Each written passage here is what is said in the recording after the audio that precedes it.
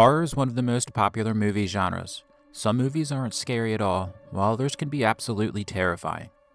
But when you realize that many of these stories have roots in real events, legends, and folklore, it adds a whole new level of fear. Welcome to the Unexplained and Paranormal Report, where we investigate mysterious events, hauntings, strange encounters, and everything unexplained. There may be no better place to start than Jeepers Creepers, a winged humanoid with superhuman abilities that terrorizes travelers, consumes its victims, and decorates its lair with their remains. It sounds about as far removed from reality as a horror movie can get. And in all fairness, most of it is. But for me, there are two stories that are hauntingly similar. One an all-too-real murder case, and the other centuries-old folklore from the southwestern coast of Scotland. Full disclosure, the director has denied that the first story inspired the film. But once you hear the similarities for yourself, you'll understand why that denial hasn't ended the speculation. The first is complete with murder, a dangerous highway chase, and a case that made national headlines, even appearing on a show we all know and love.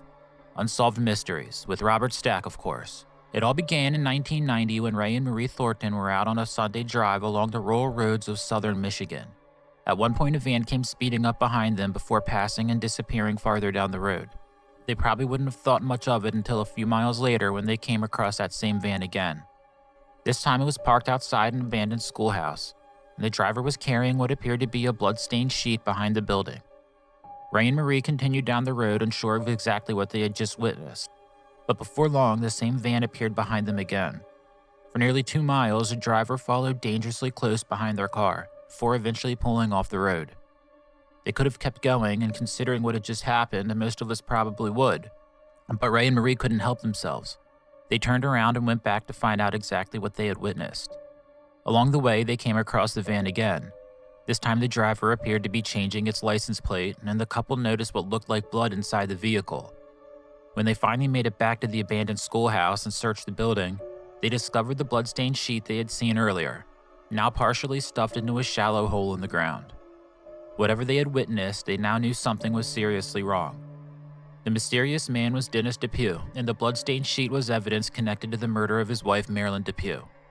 The case would eventually make national headlines, and the following year it appeared on Unsolved Mysteries. 10 years later, Jeepers Creepers arrived in theaters. In the movie, Derry and Trish are driving along a lonely rural highway when they witness a strange man outside an abandoned church disposing of what appears to be a body wrapped in a blood-stained sheet, dropping it down a large drainage pipe. As they drive away, the creeper realizes he's been seen.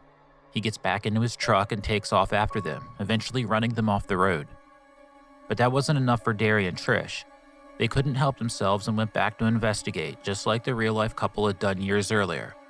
And this is where Derry goes much further than his real-life counterparts. He makes a kind of questionable decision that only seems to happen in a horror movie, and one I definitely wouldn't make. Derry decides to climb into the pipe. What he discovers is beyond his worst nightmare. At the bottom, he finds one of the victims barely clinging to life, but deeper inside is the creeper's lair, filled with the remains of countless victims. Bodies line the walls and even the ceiling, preserved as a part of a horrifying display. And that brings us to a centuries-old legend with some morbid similarities. According to legend, in the late 16th century, a clan of more than 40 cannibals terrorized travelers along the Scottish coast. Led by a man named Alexander Sawney Bean, the clan was said to have murdered and consumed more than 1,000 victims. Much like the creeper, their victims were unsuspecting travelers simply passing through. When the king's men finally discovered their hidden cave, legend says they found a scene straight out of the movie. Human body parts hung from walls, barrels were filled with limbs, and piles of stolen jewelry, heirlooms, and personal belongings taken from their victims filled the cave. Both preyed on travelers, both brought their victims back to a hidden lair, both consumed them, both decorated their lairs with human remains, and both collected possessions from the people they killed. Now, does any of this prove these stories inspired Jeepers Creepers? No. The director has denied the connection to the DePue case, and the Sawney Bean connection remains speculation. But between a real murder case that plays out eerily similar to the opening of the movie and a centuries-old legend that sounds remarkably similar to the creeper himself, there's certainly enough here to make you wonder. And before we wrap this up, I should probably admit that Jeepers Creepers is actually one of my favorite horror movies, so of course I had to start here. You're not getting an Academy Award-winning performance, but that's not really the point.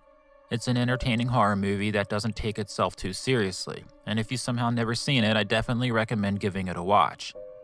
So what do you think? Coincidence, inspiration, or a little bit of both? Let me know in the comments, and if there's another horror movie with a disturbing real-life connection you want me to investigate, send it my way and I'll add it to the list.